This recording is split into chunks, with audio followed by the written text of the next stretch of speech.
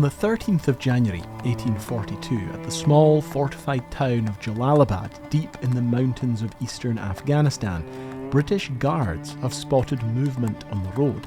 A lone rider is approaching the fort. He's come from the direction of Kabul, the capital and centre of the British occupation of Afghanistan that lies some 90 miles away through rough, mountainous passages. The men here at Jalalabad have heard little from the city in the last weeks, but the few letters that have got through alarm them. British authorities there were speaking of an uprising and repeated pleas for assistance. The small garrison at Jalalabad was in no condition to help, but eventually the trickle of messages had dried up. There were no more messengers, no convoys or traders or refugees. There was no word at all. But now, this rider was crossing the frozen ground toward them, swaying in the saddle barely upright, and he was no local or refugee. Leaning rather than sitting upon a miserable pony, a European, faint as it seemed from travel, if not sick or perhaps wounded. A cavalry escort rides out to meet the stranger. Bleeding and faint and covered with wounds, grasping in his right hand the hilt and a small fragment of a sword which had broken in the terrible conflict from which he had come. Some of the men probably recognise him. His name is William Brydon, the assistant surgeon to the British garrison in Cabul. He tells the shocked men that 1 week earlier, the entire British occupying force, soldiers, officials, camp followers, women and children, the families of many of the men here at Jalalabad, over 16,000 souls, had retreated out of Cabul as the city rose in a bloody revolt. But Brydon has not ridden out ahead of the main column. He tells them there is no one else coming. Every single one of the over 16,000 soldiers and refugees is dead or missing. They have been brutally, systematically hunted down at every pass, every ridge, without respite, over 8 horrific days of pursuit through the mountains. Destroyed to one last man, William Brydon.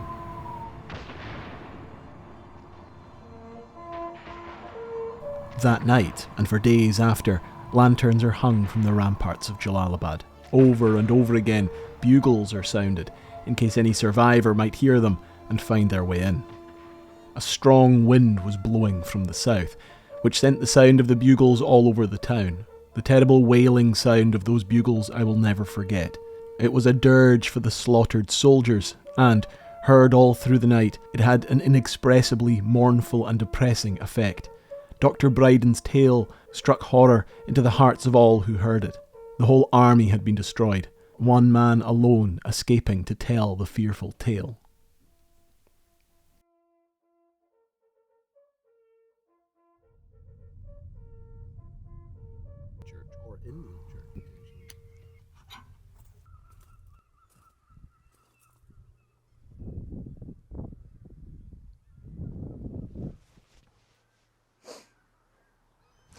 That there is the grave of William Brydon, and William Brydon enjoyed a long and lengthy career in the army well after what happened to him in Cabul. He lived until his 60s, died peacefully just a few miles from where I'm standing right now, and buried in his home in the Highlands of Scotland, a world away from Afghanistan and the horrors that he must have witnessed on that retreat from Cabul in 1842. The things that he must have seen. He watched an entire army, the occupying force of Cabul, massacred in front of him, left to die in the snow, his friends, his colleagues, their friends, their colleagues, their families, their children, wives, babies, killed, enslaved, left in the snows to freeze to death. It's only by the barest chance, a miracle in and of itself, that he was able to survive. The horse that he rode in on died that night in its stable.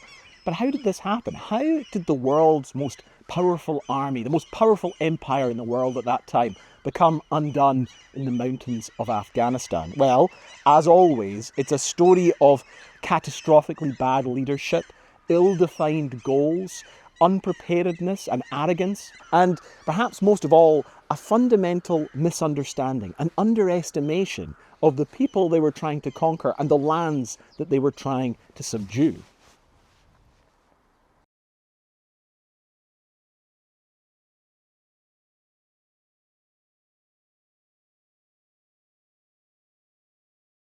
There was no need for Britain to invade Afghanistan, but in 1839 an entire British Indian army, over 20,000 strong, had marched into the country with one overriding goal: regime change. Not because Afghanistan posed any real threat, but because a handful of officials had convinced themselves that Russia did.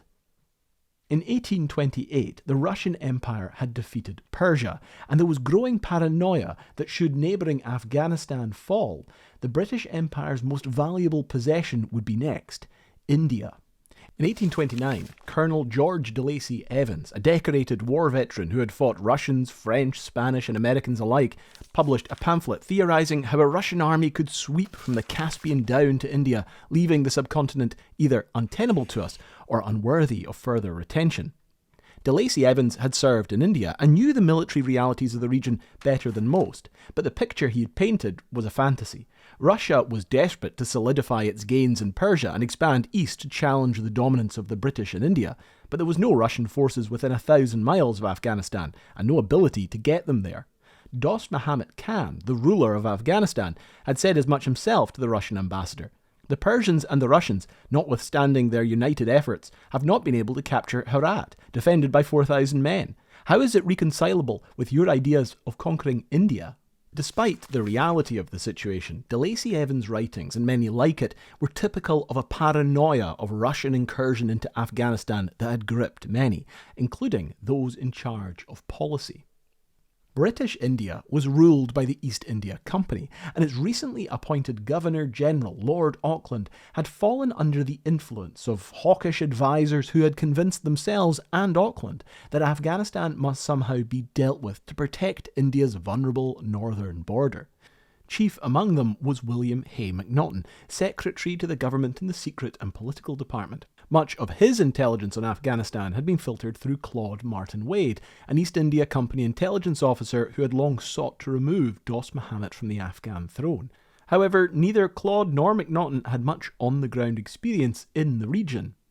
Someone who did was Alexander Burns, a Scotsman from Montrose and cousin of the famed poet Robert Burns. He was a gifted linguist who had mastered Persian and Hindi, and within the British East India Company's intelligence service he had travelled extensively across the region, meeting and charming many of its major figures. His book, Travels in Bokhara, had made him famous, but his keen insights and rising stardom had put him at odds with his desk-bound superior, William MacNaughten.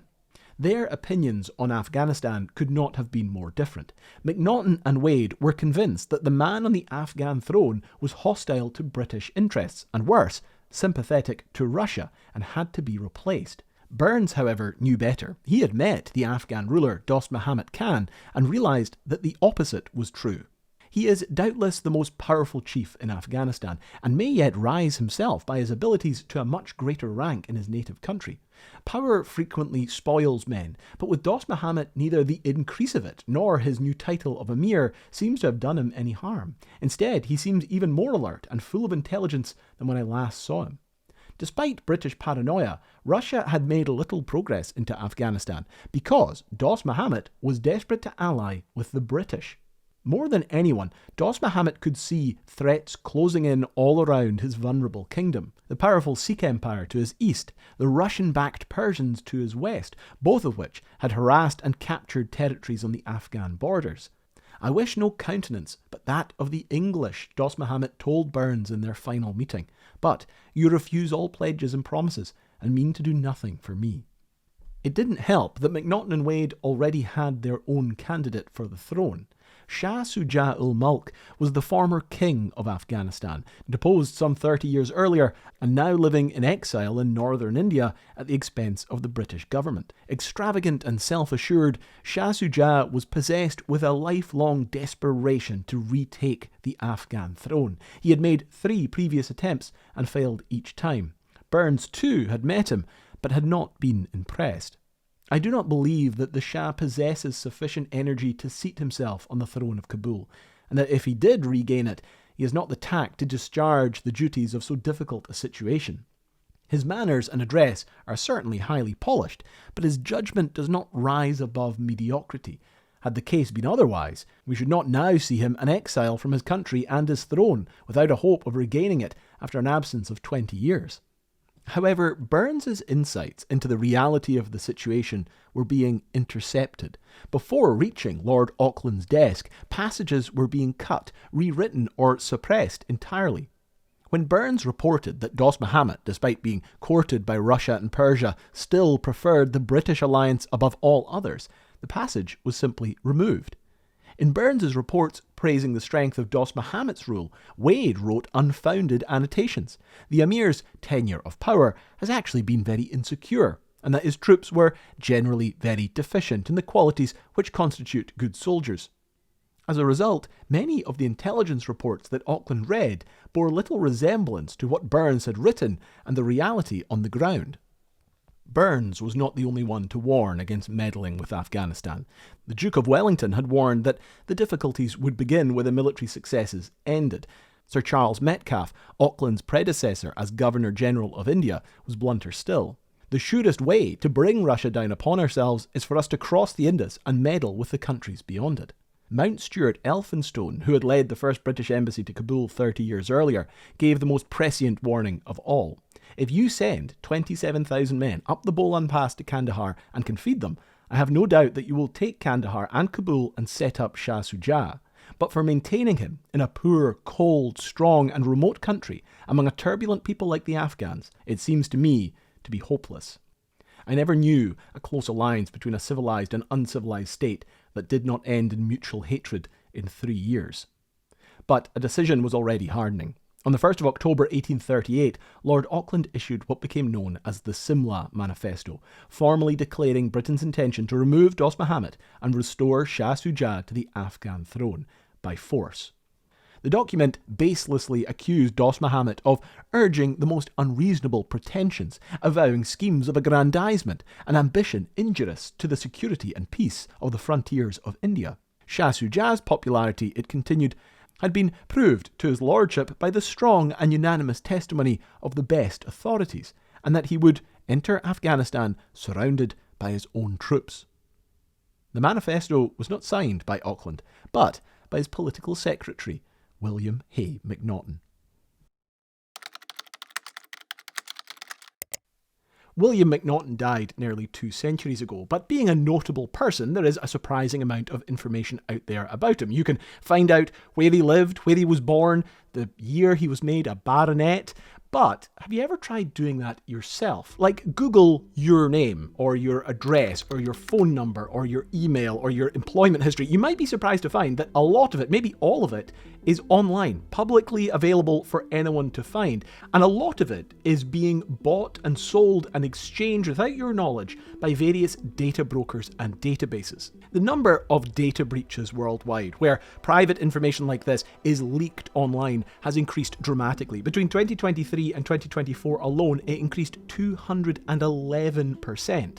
And with so much of our lives happening through the internet, your data is more exposed than ever. And that's where today's sponsor, Incogni, comes in. Incogni contacts these data brokers and gets your information removed. It's as simple as that. But because data has a tendency to keep reappearing, Incogni will keep sending these removal requests on an ongoing basis. Now, I've used Incogni for years, but their new custom removal feature is really interesting and really impressive. Send them a link to almost anything that's exposed about you online, and a dedicated privacy expert from Incogni will handle everything else. So take back control of your data and your privacy, and you can try Incogni risk-free for 30 days with a full money-back guarantee. And if you use the link in the description and pinned in the comments below, editor's note, and use code CALUM, you can get 60% off your annual plan. So thanks again, Incogni, and let's get back to Kabul.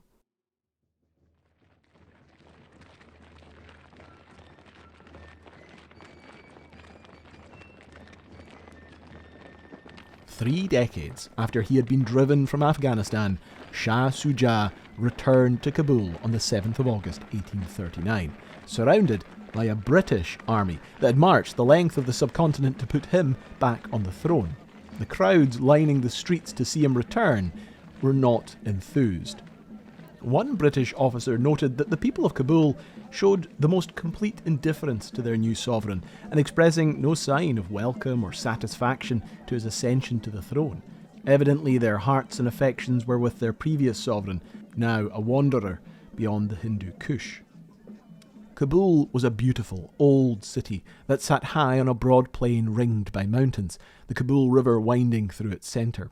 Old walls circled the town, and on the plains outside were well-kept farms, orchards and gardens.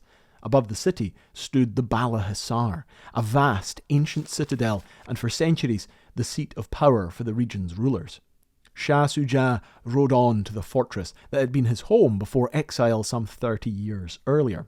He found it ruined and derelict. The prize he had coveted for 3 decades seemed diminished. He often sat at a window of the palace, whiling away time, his eye wandering over the different objects which the city and its plain offered. On one of these occasions, after a long silent pause, Shah Shuja made the remark that everything appeared to him shrunk, small, and miserable. What had begun as a plan to supply Shah Shuja with officers and advice for the invasion had grown through negotiations and mission creep into a full-scale invasion. The vast British Indian Army of the Indus had set out from the Punjab in December 1838. The plan was straightforward. Enter the south of Afghanistan through the Bolan Pass, take Kandahar, march north to Kabul, restore the Shah, and withdraw. It was harder than expected. The march had nearly broken and starved the army before it had fired a shot. Fortresses along the route that had been dismissed as minor obstacles had to be stormed by force. Even after the British took Cabul, Dost Muhammad Khan had waged a guerrilla war from the mountains before finally surrendering in November 1840. He was sent, like his rival Shah Shuja before him, into a comfortable exile in northern India. Peace, however, remained fractious, and the army was still engaged in running battles across the rebellious country. With their main aims at least complete, however, the British set about establishing their position in Cabul. The obvious choice for the army was the strong, defensible heights of the Bala Hissar, but Shah Shuja had protested. He argued that it would make him seem even more of a puppet to the local Afghans than he already was. Instead, the British opted for a flat plain to the northeast of the city, where they began to construct their cantonment. It was, by all accounts, a catastrophically poor choice of location. It was low, swampy ground covered in ditches, orchards and gardens, making the movement of cavalry or artillery next to impossible. It was surrounded on all sides by hills and the forts of Afghan nobles. The perimeter, a narrow ditch and low rampart nearly 2 miles long, was impractical to man. Perhaps most unbelievably, however, the majority of supplies and ammunition for the camp and cantonment were kept outside the meagre fortifications, housed in a separate derelict fort to the south. It must always remain a wonder that any government, any officer, or any set of officers who had either science or experience in the field should, in a half-conquered country, fix their forces in so extraordinarily and injunctious a position. Major General William Elphinstone, arriving in April 1841 as the new garrison commander, was similarly perplexed by the choices made. The cantonment is not very defensible without a number of men, as people can come in from without at many points. I'm a good deal puzzled as to what is now the best thing to be done. Despite his keen observations on the cantonment, Elphinstone was an atrocious choice for command, wholly unfit in almost every single way. He was old, racked by depression and severe gout that left him barely able to walk, write, or think clearly on most days. Colin Mackenzie, an officer who served under him, wrote, "A gallant, most accomplished soldier, greatly beloved by those who served under him, but lacking in decision. The command had been forced on him by Lord Auckland, and he blamed himself bitterly for having been ever persuaded to accept it." Perhaps worse, Elphinstone, like many in Cabul, had fallen into a delusion that Afghanistan had been pacified. The outgoing commander had assured him, "You will have nothing to do here. All is peace." The country was not at peace. Resentment was boiling everywhere. The flood of British silver into Cabul was driving up prices, and food was quickly becoming scarce as winter approached.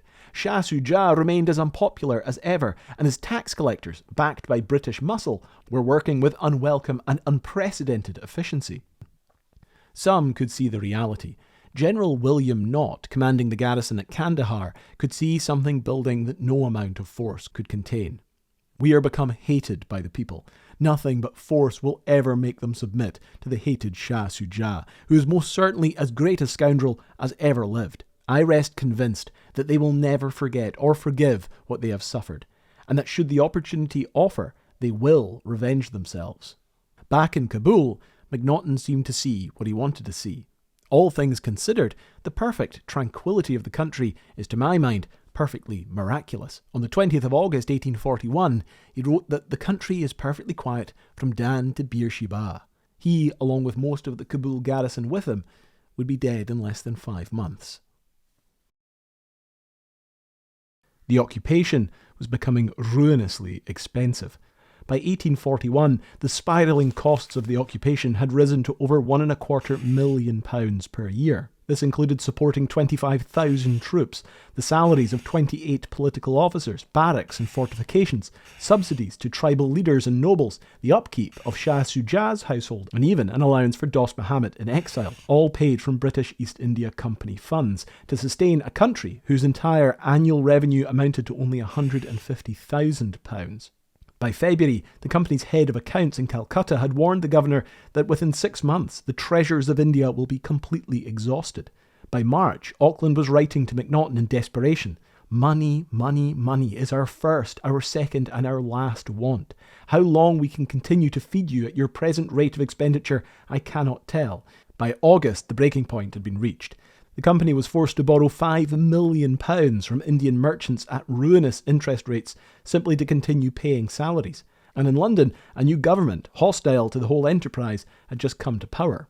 Under mounting pressure to cut expenditure and desperate to save the enterprise he had staked his name to, MacNaughten made a decision that would prove catastrophic. In October 1841, he summoned the Ghilzai tribal chiefs. The Ghilzais had policed the vital mountain passes between Cabul and India for generations, the routes through which every supply convoy, reinforcement and message flowed. Every ruler before the British had paid them and knew the consequences if they did not. MacNaughten told them their subsidies were being cut. Within the day, the passes were closed. Convoys were attacked, messengers were murdered. The trickle of rebellion was quickly turning into a stream. British officers were now being openly insulted in the streets of Cabul. Soldiers were being murdered. One was found with his throat cut. Another shot in his tent while he slept. One was killed at his sentry post. Armed cavalrymen of local chiefs were seen riding in and out of the city at night. Every hour seemed to bring rumours of the formation of an extensive conspiracy. These and other signs of the approaching storm had unfortunately been passed over as mere ebullitions of private angry feeling. Alexander Burnes could see something building. There is no 2 days' fixity of purpose, no plan of the future policy. Unless a new leaf is turned, break down we shall. Burnes had arrived in Cabul with the invasion force 2 years earlier. He had doubted the wisdom of the enterprise from the outset, but was determined to make the best of it, and had fallen for the beautiful city and its people. Now he watched the situation deteriorate, but still hoped it might yet be salvaged. MacNaughten, the source of much resentment in Afghanistan, was due to leave within days, bound for a comfortable posting as Governor of Bombay, the reward for his years of work in Afghanistan. Burnes had written many times to his friends, MacNaughten is an excellent man, but quite out of place here. Burnes expected to succeed him, but until then there was little he could do but bide his time. But to a growing circle of Afghan conspirators he had become a useful target. The rebellion needed a spark, and the overconfident Burnes was about to provide one. Burnes had made an enemy of Abdullah Khan Akchaksai, one of the most powerful chiefs in the region. Burnes had sent his men to pressure the chief over a debt he owed, speaking to him with sharp words and an insolent tone. Then, one of Akchaksai's concubines fled to the house of a British officer. When Akchaksai's nephew went to Burnes to complain, Burnes said angrily that he was making false accusations and threw him out. According to Afghan accounts, it was Burnes's house the woman had fled to, and on the evening of the 1st of November 1841, the Khan had sent a man to bring back another runaway, and Burnes, swollen with pride, cursing and swearing, had the Khan's attendants severely beaten and thrown out of the house. Whatever the case may be, it was one humiliation too many. A proud chief had been insulted over money, shamed over a woman, and dismissed with contempt. At Chucksai gathered the conspirators. Burns's house sat in the old town, outside the protection of the British cantonment, guarded by only a handful of sepoys. There was no shortage of aggrieved men willing to join them. Burns thought himself popular amongst the lower classes, but it is doubtful if he was so. The leading men regarded him as the chief agent in introducing the system of order, which was utterly repugnant to them. But, for all his enemies, Burns had friends and informants everywhere. The conspirators themselves had said as much. Everything we do is made known to Burns. Take courage, therefore, and lose no time. Attack the Kafir at once in his house before he can know our plans. In one of his last letters, Burns had supposedly written that he was a marked man who would inevitably be the first victim of an outbreak that he now saw approaching, but that he would not flinch from his duty, although all his warnings had been disregarded. That night, his servants warned him of threats. His secretary and chief intelligence officer, Mohan Lal, told him that one of the conspirators had visited them openly, laughing about their assurances of peace, and told Lal plainly that tomorrow morning the very door I was sitting at will be in flames of fire. Then an anonymous note arrived in Persian confirming what Lal had reported. For a moment, Burns's mask of confidence seemed to slip. The time has arrived, he said, that we must leave this country. Burns then rode to the cantonment to see MacNaughten. Little seems to have been said, other than Burns congratulating him on his upcoming departure, at a period of such profound tranquillity. He had only hours left to live. On the morning of the 2nd of November 1841, messengers rushed into the British cantonment. A mob had gathered outside Alexander Burns's home, and he was imploring immediate assistance. A messenger who I had sent into town to make some trifling purchases returned breathless, in the greatest state of excitement, reporting that the shops were all closed and crowds of armed men were filling the streets. The cantonment, however, was in chaos. Elphinstone had fallen from his horse that very morning, the horse landing on top of him and injuring the old general greatly. The rest of the gathered officers bickered about the correct response to the uprising. MacNaughten's military secretary, George Lawrence, proposed a force of 5,000 British troops march into the city immediately to quell the uprising. My proposal was at once set down as one of pure insanity. A messenger who brought the intelligence into the cantonments was not believed, and when the noise of firing was heard, MacNaughten still made light of the matter and thought it would subside. From the disorganised cantonment, no help was coming for Burns.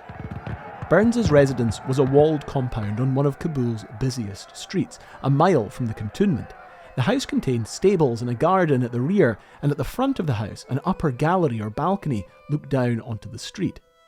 Inside that morning were 3 British officers, Burns himself, his younger brother Charles, a lieutenant in the Bombay Infantry who had just arrived in town, and their friend Captain William Broadfoot.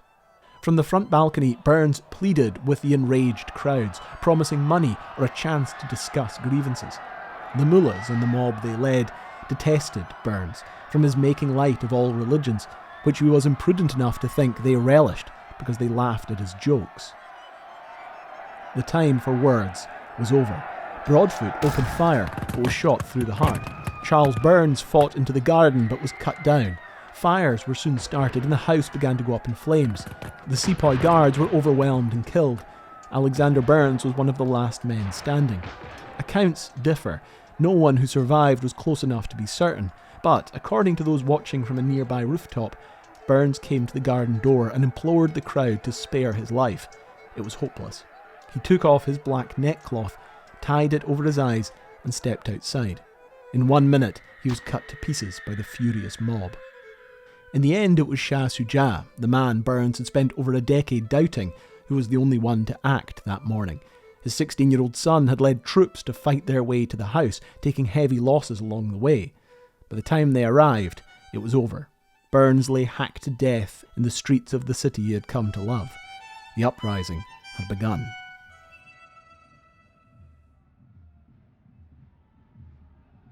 The British were now paying for the disastrously poor siting of their cantonment. As the revolt spread through the city and out onto the plains, the outlying forts, including the garrison's food supply, were seized one by one. Afghan sharpshooters, armed with their distinctive jezails that far outranged the standard British musket, could now fire freely into the vulnerable British camp. However, the garrison still possessed the means and manpower to better their situation, or even subdue the entire rebellion. But the paralysis at the top levels of leadership poisoned everything. Elphinstone seemed utterly incapable or unwilling to make any decision, whether to subdue the revolt, move his forces to a more defensible position, or try to organise a general retreat from Cabul. General Elphinstone vacillates on every point. His own judgment appears to be good, but he is swayed by the last speaker. There was a want of confidence in his own judgment, leading him to prefer everybody's opinion to his own, until, amidst the conflicting views of a multitude of councillors, he was at a loss which course to take. Elphinstone's second-in-command, Brigadier John Shelton, was no improvement. He was recklessly brave, but caustic, argumentative, deeply unpopular and insubordinate, and from the first day, a consistent voice for a full retreat out of Cabul and back to India. He had from the very first seemed to despair of the force being able to hold out the winter at Cabul, and strenuously advocated an immediate retreat to Jalalabad. This sort of despondency proved, unhappily, very infectious. It soon spread its baneful influence among the officers, and was then communicated to the soldiery. The garrison was stuck in a trap of its own making. Their anemic response was drawing more and more rebels from the surrounding hills to join the cause. Fewer than 300 men had attacked Burns's home. Within 2 days, 3,000 fighters had assembled in the city. As the days turned to weeks and the British did not act, tens of thousands more had poured in from the surrounding mountains. Then, on the night of the 24th of November, Muhammad Akbar Khan arrived in Cabul. Akbar Khan was Dost Muhammad's most formidable son, a fierce warrior and capable strategist who had fought the invasion in 1839 and refused to accept the occupation, becoming an outlaw after his father's surrender. Until now, the garrison and Shah Shuja at the Bala Hissar had at least benefited from the uprising being a fractious coalition without a single leader. That was no longer the case. With Akbar Khan now unifying the rebellion, the British position was becoming increasingly untenable. There was only a week's supply of food left in the cantonment, but they had one remaining option that every competent officer could see. Under 2 miles away stood the Bala Hissar, the vast citadel where Shah Shuja was still holding out. Its position dominated Cabul and made it one of the most defensible fortifications anywhere in Afghanistan. Every engineer officer who had been consulted since the first occupation of Cabul by our troops had pointed to the Bala Hissar as the only suitable place for a garrison. Long ago we should have been safe in the Bala Hissar, with plenty of provisions, and might have set all of Afghanistan at defiance. Shah Shuja himself had sent urgent messages begging the British to withdraw to the citadel, but those in charge at the cantonment seemed set against it. Shelton was desperate to cut a deal and retreat to Jalalabad. Elphinstone seemed incapable of coming to any decision, but feared an attack should the garrison attempt to march the 2 miles to the fort. Elphinstone averred that a retreat to the Bala Hissar was impossible, as we should have to fight our way for 1.5 miles. If we could not accomplish that, how were we to get through a week's march to Jalalabad? MacNaughten was not a military man and held no command over the garrison, but, faced with utterly incapable officers, he was the only man trying to find a way out, and one of the few unwilling to accept the humiliation of a full retreat. He was convinced that with time and cunning he could split the Afghan coalition and salvage the British position in Cabul. No hope remained in the energies and resources of our military leaders, who had formally protested that they could do nothing more. Trapped between these commanders resigned to defeat, and Afghan chiefs who could taste British weakness, MacNaughten grasped at every scheme, every back channel, every Afghan hint or promise, however dubious. His chief ally was Mohan Lal, Alexander Burns's former secretary. He had witnessed Burns's horrific murder and narrowly escaped the uprising by hiding in the houses of sympathetic Afghans. Now operating in secret from within the city, Mohan Lal was taking out enormous personal loans to fund bribes to tribal chiefs, running agents and, on MacNaughten's authority, even placing bounties on the heads of rebel leaders in an effort to cause tensions between the various parties. But Akbar Khan's spies were watching every move, and the envoy's intrigues were unravelling as fast as he could spin them. Shah Shuja, watching from the Bala Hissar, could see what MacNaughten could not. "Did you bring us back to this country only to hand us over to our enemies?" he wrote to the envoy. "By throwing money at these vengeful people, you are only hastening your own and our death and destruction." MacNaughten's reply was bleak. It is too late to change the agreements that have been made. He was, like a drowning man, catching at straws. On the 23rd of December, he rode out to meet Akbar Khan for what he believed was a conference that would finally resolve the crisis. Colin Mackenzie warned him it was a trap. MacNaughten dismissed it, but what more options did he have? 1,000 deaths, he had said, as they rode out of the cantonment, were preferable to the life he had lately led. At another negotiation the day before, he had presented Akbar with a gift, a pair of double-barrelled pistols belonging to his military secretary, Captain Lawrence. The conference began courteously enough, but MacNaughten's officers, including Colin Mackenzie, noticed armed men closing in around them. They were assured that the meeting was secret and not to worry, but suddenly Akbar called for MacNaughten to be seized. The envoy and his officers were restrained. Their British guard of cavalry broke, fleeing back to the nearby cantonments. But then a cry went up that British reinforcements were approaching. In the chaos, Akbar drew his gifted pistols, loaded by Lawrence himself the day before, and shot William MacNaughten through the chest.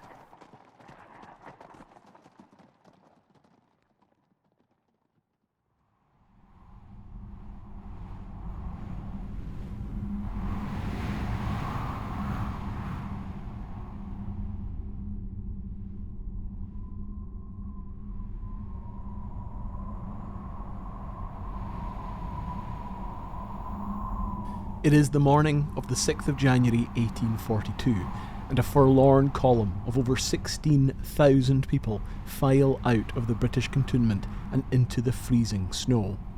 Up on the heights of the Bala Hissar, Shah Shuja watched them go. Throughout the siege, he had sat at his window, telescope in hand, watching the cantonment below. He had turned down the rebel offers to join them. He had begged the British to withdraw to the citadel. Now the majority of the Shah's own forces, supplied and officered by the British, were leaving with them. He was trapped in his derelict palace, the home he had fought for the last 30 years to return to. He'd be dead before summer. Even MacNaughten's brutal murder had done little to rouse Elphinstone and his officers to action. A humiliating treaty was signed on New Year's Day, laying out the terms of a full British withdrawal. The British troops shall speedily quit the territories of Afghanistan and march to India, and shall not return. The Sirdars will be appointed to accompany the army to the boundaries of Afghanistan, so that no one shall offer molestation on the road, and that provisions may be procured for it. Should any English gentleman be unavoidably detained in Cabul, we will treat them with all respect and consideration, and on his departure dismiss him with honour. The English can take 6 horse artillery guns and 3 mule guns, and the rest, by way of friendship, shall be left for our use, and all muskets and ordnance stores in the magazine shall, as a token of friendship, be made over to our agents. Everyone knew the treaty was not worth the paper it had been written upon. Numerous cautions were received from various well-wishers to place no confidence in the permissions of the chiefs, who had sworn together to accomplish our entire destruction. The column numbered some 4,500 fighting men, among them the 44th Foot Regiment, the 5th Light Cavalry, a troop of horse artillery, 3 battalions of native infantry, the 5th, the 37th and the 54th, and a company of sappers.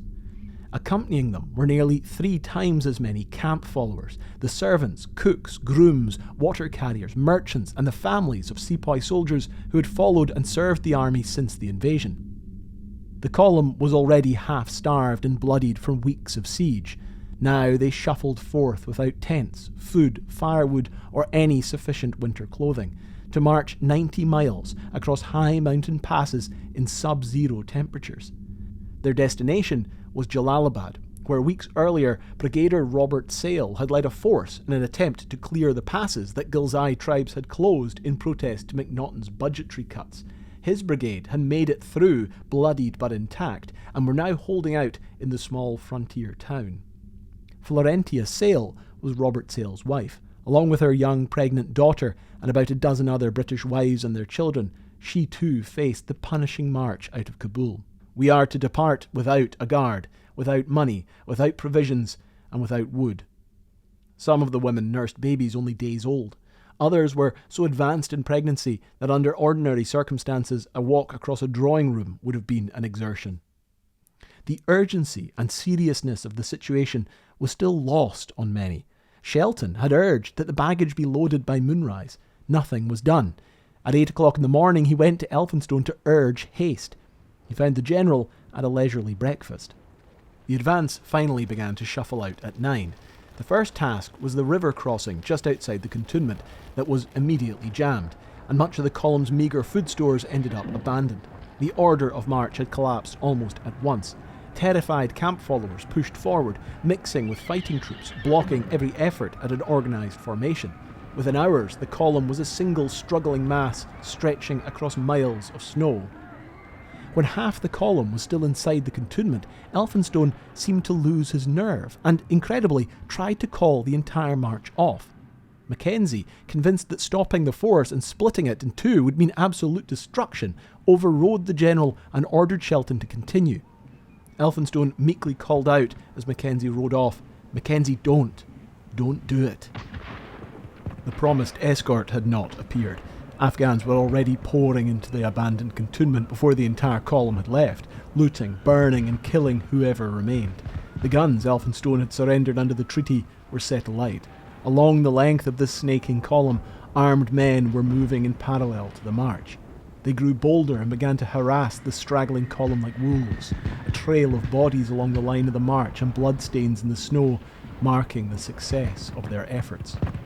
As the desperate column marched past the Bala Hissar and out east towards their first camp, it resembled an enormous mass of struggling life, from which arose shouts and yells and oaths, an indescribable uproar of discordant sounds, the bellowing of the camels, the curses of the camel drivers, the lamentations of the Hindustanis, the shrieks of women and cries of children, and the savage yells of the Ghazis rising in barbarous triumph above them all. Behind them, the sky over Cabul turned red. The cantonments were in flames. Hundreds of camp followers had already stopped, exhausted or abandoned, sitting in the freezing snow by the roadside, overwhelmed and despondent. Colin Mackenzie was overwhelmed by the horror that was already unfolding. I came across a little Hindustani child, perfectly naked, sitting in the snow, with no father or mother near it. It was a beautiful little girl, about 2 years old, just strong enough to sit upright with its little legs doubled under it, its hair curling in waving locks round the soft little throat, and its great black eyes, dilated to twice their usual size, fixed on the armed men, the passing cavalry, and all the strange sights that met its gaze. And instead of being able to take up this poor little native child of a tropical climate and cuddle it in my arms and give it warmth from my own body, I was obliged to leave it there to die. The rear guard of the column was fighting a running battle from the moment they escaped the burning cantonment, and frenzied Afghan rebels harried the column the entire way. The last of the battered rear guard reached the first camp, Begrami, at 2 a.m. They had covered just 6 miles. There were no tents, no promised food or firewood. Soldiers and camp followers lay on the snow. Many would never get back up. Stiff, cold and quite dead, in full regimentals, with his sword drawn in his hand, an old grey-haired conductor named MacGregor, who, utterly exhausted, had lain down there silently to die.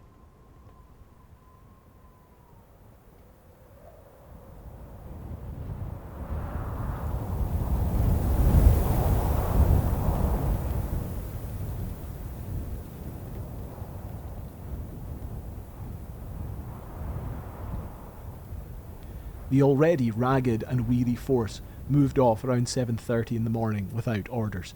Many of the Shah's troops had fled in the night back for the Bala Hissar. Frostbite had crippled hundreds.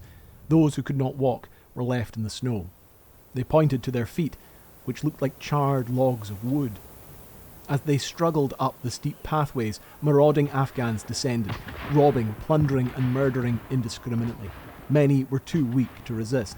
Yet more stores and valuables were lost.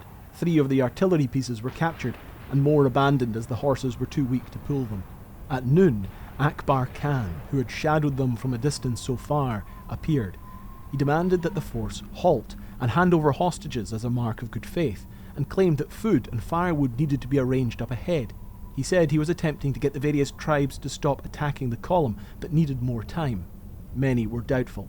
The Afghans themselves had been delaying the start of this retreat for day after day, and many suspected it was to better prepare for ambushes along the way.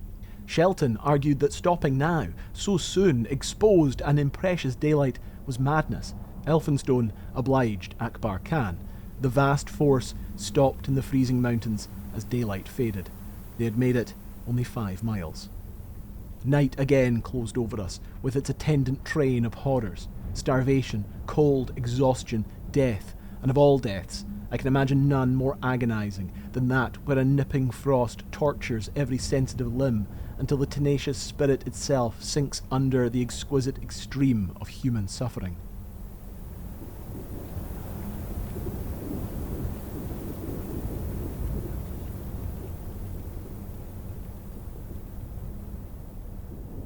Ahead of them now lay the Cord Cabul Pass. Nearly 5 miles long, the pass was shut in on either side by cliffs so high that the winter sun could barely reach the valley floor. Down its centre ran a river that had to be crossed and recrossed 28 separate times on the winding narrow path.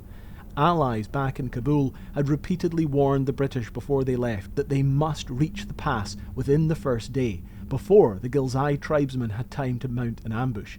It had taken them nearly 3 days to reach the pass. Now the mountain walls bristled with Afghan sharpshooters, safely arrayed behind stone walls. The idea of threading the stupendous pass before us in the face of an armed tribe of bloodthirsty barbarians with such a dense, irregular multitude was frightful. As the column entered the defile, Ghilzai fighters opened fire from both sides. The heights were in possession of the enemy, who poured down incessant fire on our column. That morning, Akbar had demanded 3 British officers to come to him as hostages. Officers Pottinger, Lawrence and Mackenzie were handed over and rode with Akbar's party through the pass, forced to watch the destruction of their own army from afar. The onslaught quickly became a massacre. The families of the British officers had managed to race ahead, but behind them was chaos, screams, howls, and the terrifying reverberating crack of the Afghan jezails, and the sight of thousands abandoning everything in a blind panic. A universal panic speedily prevailed, and thousands, seeking refuge in flight, hurried forward to the front, abandoning baggage, arms, ammunition, women and children, regardless for that moment of everything but their own lives. Afghan tribesmen moved through the crowd without fear, robbing and slaughtering the terrified, defenceless camp followers. On seeing us, the poor creatures cried out for help, many of them recognising me and calling out to me by name. But what could we do? We ourselves were quite helpless. Possibly 3,000 people perished in the pass that day. Mackenzie, riding through the aftermath with Akbar's party, saw in front of him the full horror, 5 miles of pathways choked with dead. All the bodies were stripped. There were children cut in two, Hindustani women as well as men, some frozen to death, some literally chopped to pieces, many with their throats cut from ear to ear. They came across a soldier of the 44th, stripped of everything but his trousers, with one arm cut off. Mackenzie tried to lift him onto a horse. "No use, sir. It's no use. Let me die."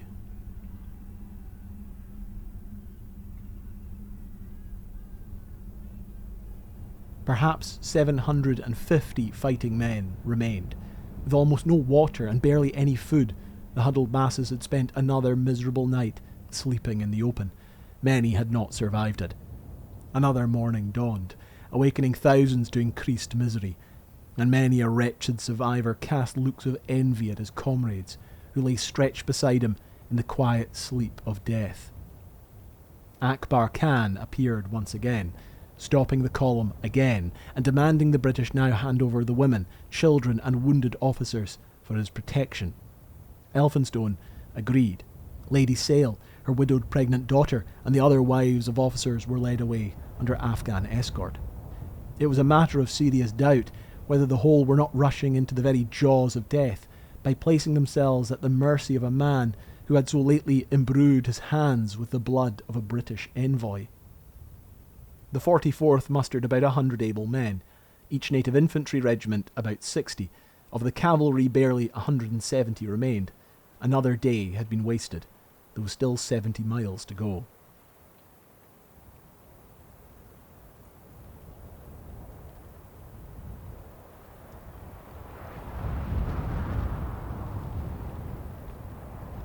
At daybreak, the frozen, starved remnants moved off. Anyone unable to move was left behind.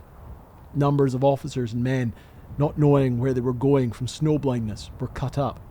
I led Mr. Baines, a Greek merchant, a great part of the way over the high ground, and often felt so blind myself that from time to time I applied a handful of snow to my eyes.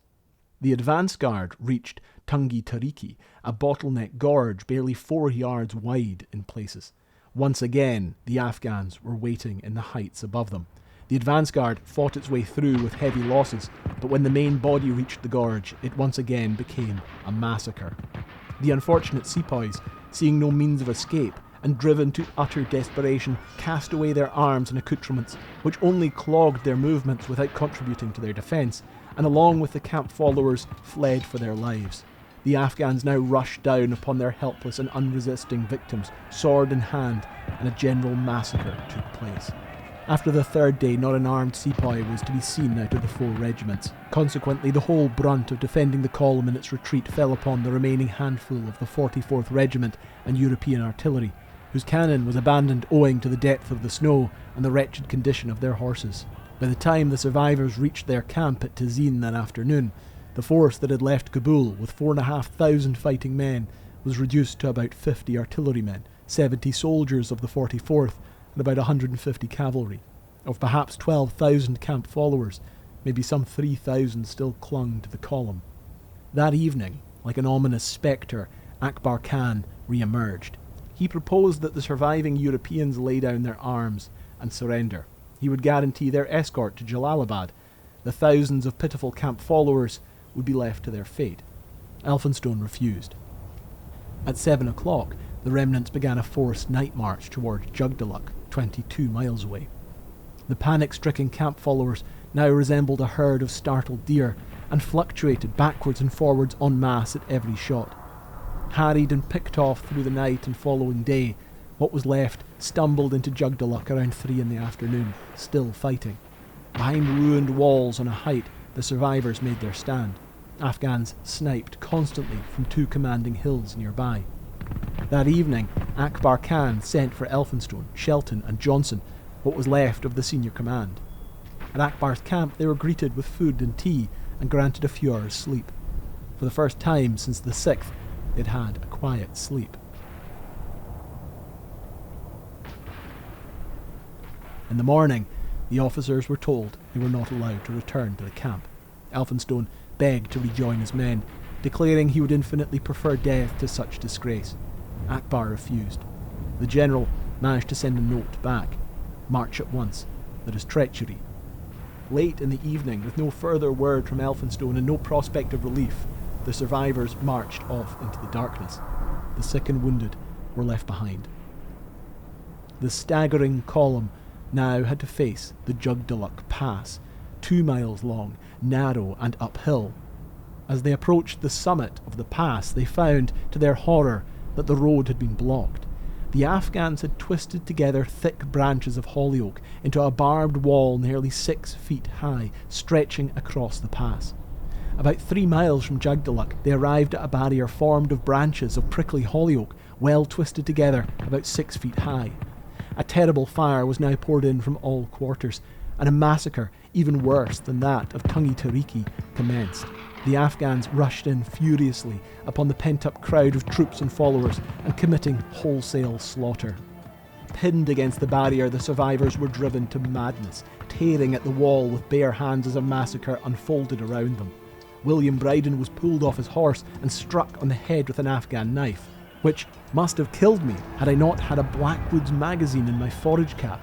As it was, a piece of bone about the size of a wafer was cut from my skull, and I was nearly stunned, but managed to rise on my knee. and seeing that a second blow was coming, I met it with the edge of my sword, and I suppose cut off some of my assailant's fingers as his knife fell to the ground. He bolted one way, and I the other, minus my horse, cap, and one of my shoes. Tearing with their bare hands, clawing over each other, a ragged handful managed to force their way through the barrier, kicking and screaming as thousands lay dead and dying behind them. Despair seized the survivors. Many submitted unresistingly to be murdered, and some crawled into caves and holes in the rocks to die. Whoever, whatever was left, marched on.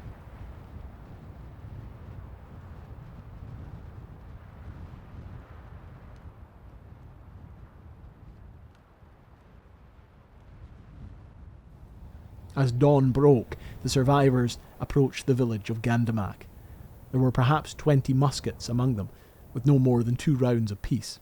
What remained was the ragged end of the 44th, fewer than 50 men, and a handful of artillerymen. Forced off the road by yet more attacks, they stumbled to a small hill, where they managed for a few moments to negotiate a tenuous ceasefire.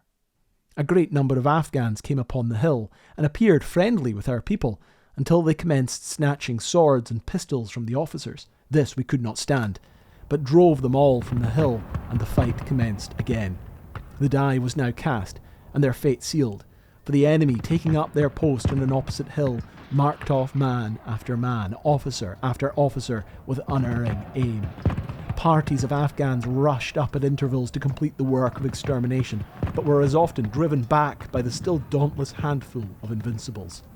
After 2 hours, during which we drove the Afghans several times down the hill, the enemy suddenly rushed upon us with their knives, and an awful scene took place.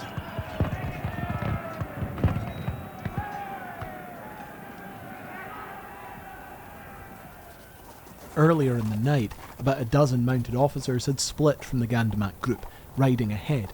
They had split once again, and now this small remaining group of 7 men, including William Brydon, had made it past the mountainous paths and down onto the wider plains towards Jalalabad. They had so far managed to escape attack, and near the village of Futtehabad, about 15 miles from safety, they were invited to stop and sit with villagers to rest. The villagers attacked. 1 officer was killed immediately. 5 managed to dash to their exhausted horses and escape. 3 rode on ahead of Brydon, saying they would find help. They were never seen again. Brydon's remaining companion was forced to stop, his horse near death. Brydon was now alone. Eventually he saw a party of about 20 men up ahead. I with difficulty put my pony into a gallop, and taking the bridle in my teeth, cut right and left with my sword as I went through them. Then he came across a second party. I was obliged to prick the poor pony with the point of my sword before I could get him into a gallop. Of this party, 1 man on a mound over the road had a gun, which he fired close down upon me, and a large stone broke my sword, leaving about 6 inches in the handle. But I got clear of them, and found that the shot had hit the poor pony, wounding him in the loins. Escaping by the skin of his teeth, up ahead, Brydon saw more horsemen, but this time clad in red, British cavalry.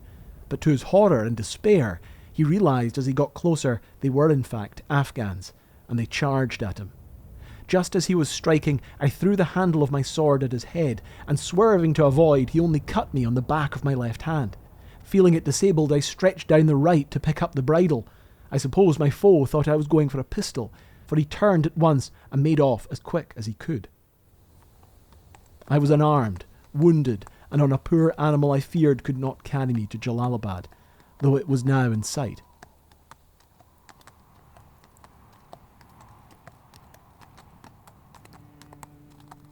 At the fortified town of Jalalabad, British guards spot movement on the road. A lone rider is approaching the fort. Brigadier Sale's men at Jalalabad had read the desperate letters from MacNaughten, pleading for their return. Cabul was home to many of the garrison's wives, colleagues and friends, including Sale's own wife, Florentia.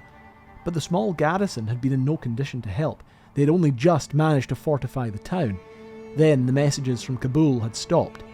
No more messengers, no convoys or traders or refugees. No word at all. Now a rider was crossing the frozen ground toward them, swaying in the saddle, barely upright.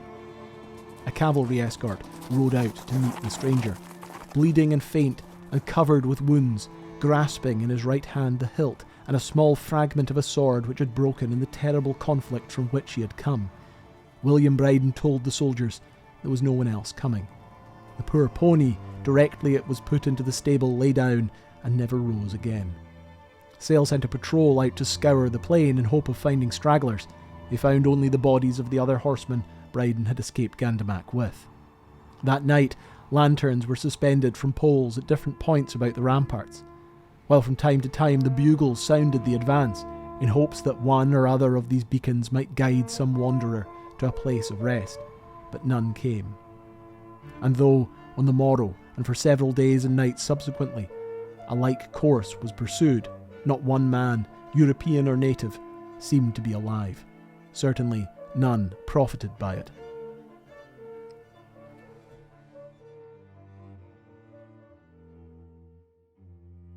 Some had survived. Whether Akbar Khan had intended the annihilation of Elphinstone's entire army is not clear. His position was complicated and often tenuous. At just 27 years old, he was a charismatic, brave and charming leader who desperately wanted retribution for the unjust invasion of his lands, the subjugation of his people, and the capture of his father. But he also needed to hold his fractious coalition of tribal chiefs together.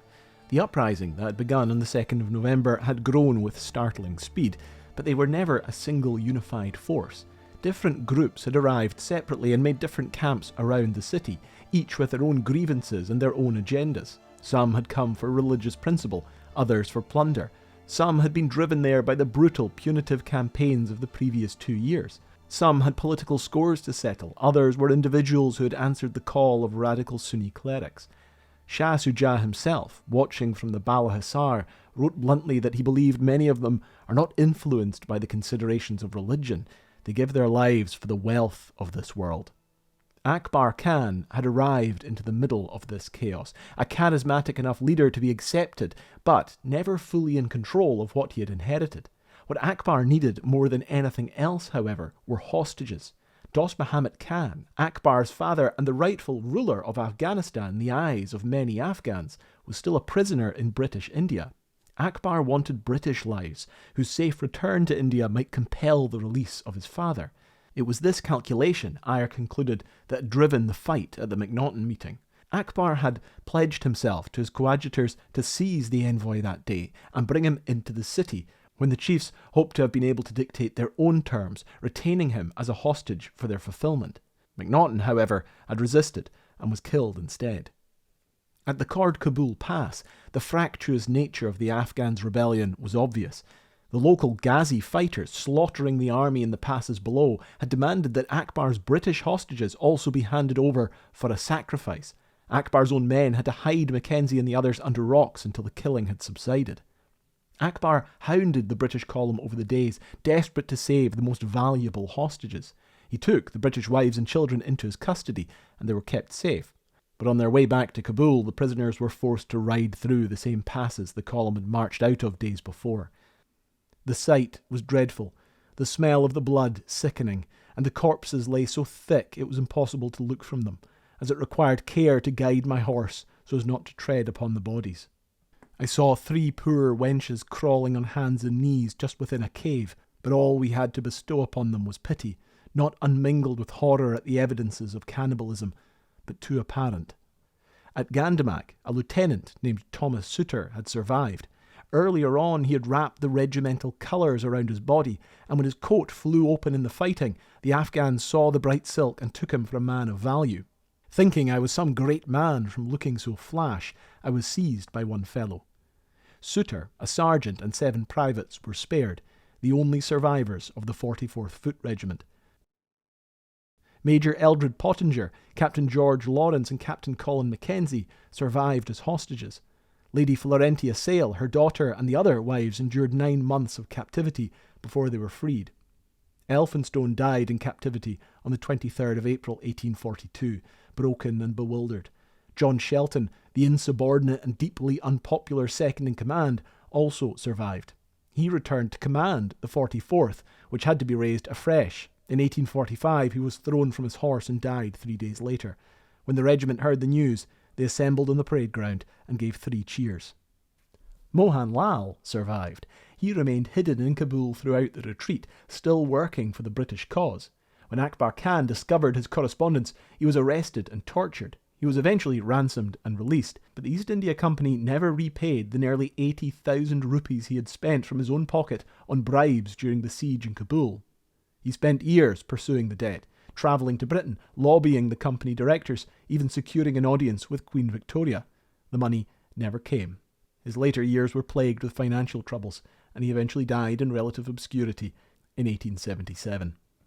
In all, of the 16,000 or more who marched out of Kabul, around 115 people were eventually recovered. No one will ever know how many thousands of camp followers perished or survived. The vast majority were murdered or left to die of exposure in the hills. Untold hundreds who survived the passes had been enslaved by Afghans. Some sepoys did manage to escape and made the arduous journey home to safety across the Afghan-Indian border. Most were court-martialed for desertion. In September 1842, a British force under General George Pollock fought its way back through the passes into Cabul. Many of the dead of Elphinstone's army were still lying where they had fallen, preserved in the snow. The retribution doled out by the avenging army was horrific. Villages were burned, farms, crops and orchards destroyed.